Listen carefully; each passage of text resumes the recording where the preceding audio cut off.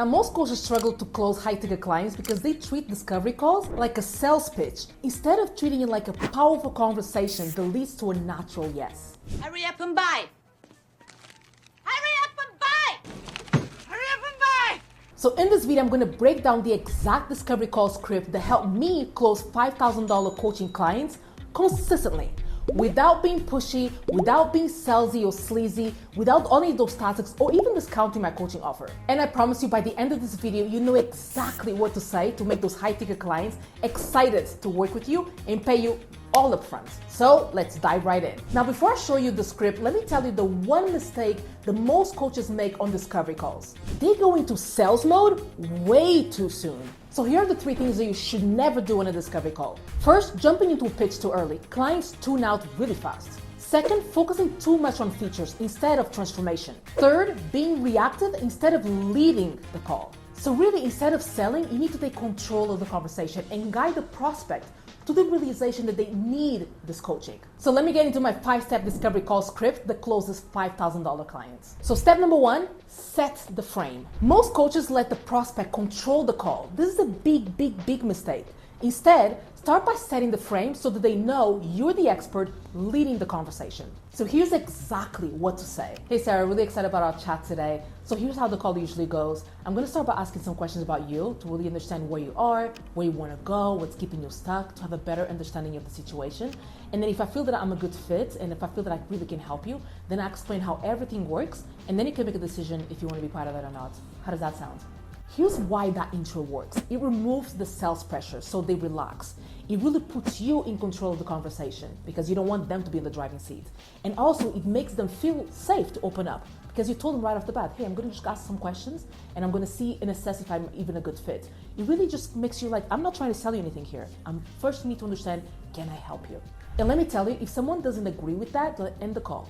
It's not worth to have someone go, oh no, I just wanted to understand more about your pricing and tell me what you do. You go, I don't understand. I cannot tell you exactly what I do or if I can help you if I don't understand first. So you kind of reiterate again, but then if you really push it, then you end the call. It's not worth it because that's never going to convert anyway, right? So step 2 on the script is to diagnose the root problem.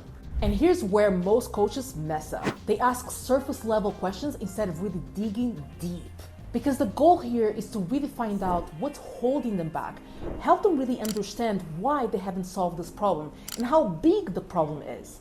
So there's 5 key questions you want to ask in this section, but also you can put more if you want to, because we really want to drill things down. So right off the bat, you want to ask them right away, what made you reach out? What made you book the call? What made you sign up? All this question is going to do is really uncover the triggers for them to book the call. Second question you want to ask is, what's the biggest challenge right now with X or with the goal that they identified earlier?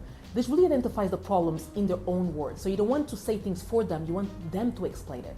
The third question you want to ask is, what have you tried in the past to fix this? And this really reveals if they're serious about solving it. Because let me tell you, if someone has a problem that is a burning problem, but they have not tried to fix it once or even bought a simple book or got to a seminar, something small, it tells you that the likelihood of them investing right now to fix it might be small. So that's why you want to ask, what have you tried in the past to understand exactly, are they serious about investing now? And also this question allows you then to position your solution as the best solution. Because for example, if they said they tried, yoga in the past, then you can say, well, yoga helps, but it's just a band-aid. What I do is different. But you do that towards the end of the script, right? But this question now, it helps you understand what they've done in the past, and so you can mentally now start to prepare how it can differ from the things they've tried in the past and teach them or educate them on why those things didn't work. The fourth question I want to ask here is, why is this a priority for you right now? And this really creates urgency for them to take action. It makes them really think, why this is a priority now? You want them to say it out loud. And the fifth question I want to ask is, what happens if nothing changes in 6 months? So this really helps them feel the cost of staying the same, of not doing anything. And this is why those 5 questions really work. They realize that they need help. They see that why now is the time to fix it. And also they start selling themselves on working with you. It's amazing. So the third step on the script is to paint the vision. Because once they've told you their struggles, shift the focus to what's possible. So say something like this. All right, let's fast forward then. Let's say that we fix this problem, right? And in 6 months, what would success look like for you? Let me tell you why this question is so powerful. First, it shifts them into an emotional state of possibility. The second thing that it does is that they start imagining the transformation. And lastly, it makes investing feel like an easy decision. And remember, this is a conversation, right? What they say, you're going to drill more, you're going to open up, you're going to unpack things, you're going to ask them to elaborate more. So make this a conversation. Step number 4, we transition into the pitch. But here's the thing, now we cannot just start pitching, right? We need to transition, because up until this point, maybe you're already 20 minutes, 30 minutes in the conversation, and they've been doing most of the talking. You don't do most of the talking, you ask questions, right? So we need to make sure now to transition, and we do this by asking permission. So here's roughly what you can say. You go, hey Sarah, thank you so much for telling me all of this. I really feel I can help and I can really help you get to that goal. Would you like me to tell you more about how everything works and what my program looks like? You see, it's very simple, very straight to the point. They'll say yes, and now that's a clear indication of, okay, now I'm gonna be doing the talking, because now you're gonna have to present things. So here's roughly a framework that you can use to introduce your program. So based on what you shared so far, here's what I see. Right now, then you restate their challenges, the thing that they told you in the beginning of the conversation. But the good news is this is exactly what I help my clients inside of my Name the Program. Let me walk you through exactly what that looks like. So let me give you an example. Based on what you shared so far, here's what I see. Right now, you really struggle with establishing boundaries so you're able to do the things that you love to do. But here's the good news. This is exactly what I help my clients do inside of my Boundary Mastery Program. Let me walk you through exactly what that looks like. Can you understand? Do you see it? Yeah? Here are the key points when you present your offer. 3, very important. Focus on the transformation, not on details. Keep it simple. 3 core things in your program that it delivers. Don't go overboard. Don't overdo it. 3rd thing, tie it back to the specific pain points that they told you in the beginning of the conversation. So let me give you an example. So basically, on my Boundary Mastery Program is divided into 3 phases. So phase number 1 is all about understanding. We need to understand exactly where you are, where you want to go, what's keeping you stuck, what are your triggers, what are the things that are keeping you from saying no to things.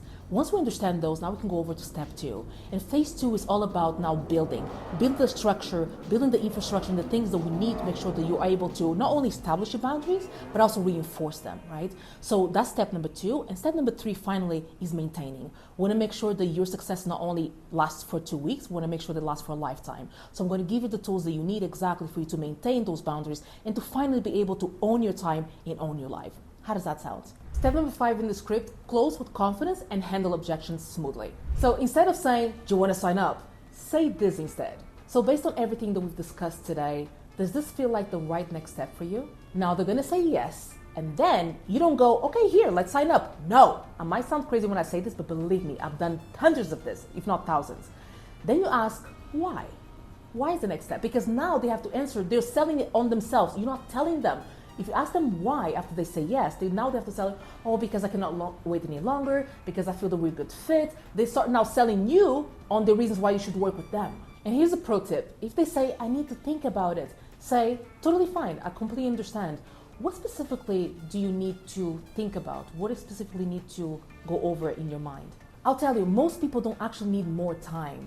They just need more information. You just need clarity. And right now they're like there's a lot of information that are coming in and just need maybe I need some time to go think about it. What they need is more information, right? So you want to go, okay, there's no problem. Yes, you can, but what is something you want to think about? And sometimes what they're thinking about is like the pricing, they're going to invest in all of those things, right? So it's very important that you don't let people go just like when they say, okay, I have to think about it. And you go, okay, go think about it and call me when you're ready, because it's never going to happen. That's why you keep getting ghosted. One of the big things as well, don't bring up pricing unless they ask for it. When was the last time you asked about pricing on something that you didn't want to buy, right? So when you present your offer, they'll ask all the questions that they need to clarify, right? They ask you things like how often will we meet? How long will our meetings be? All of those things. When they're ready, they're going to say, okay, so tell me exactly how much it's going to cost. And only then you talk about the price. And when you talk about the price, please do this. Say the price and stop justifying your price. Don't go, oh, it's $5,000, but you can do payment plans, and don't justify it. Just say the number and let that marinate on them. Let them think about that. You just be quiet, you go there in silence, and then let the silence fill up the room or the Zoom room, right? And they think about that. And from there, based on what they say, you can start the negotiations or just sign up right away. And if you really want to learn how to build a $100,000 coaching business, then watch this video here.